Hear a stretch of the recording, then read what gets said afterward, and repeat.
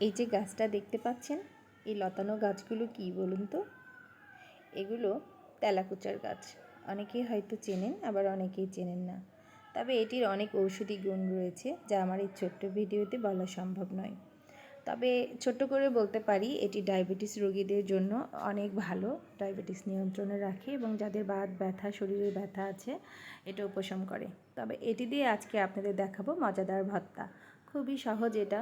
আমি বরাবরই এইসব পছন্দ করি। শহরের জীবনেও আমি কোথাও দেখতে পেলে অবশ্যই সেটা কালেক্ট করি। এটা বানানো একদমই সহজ।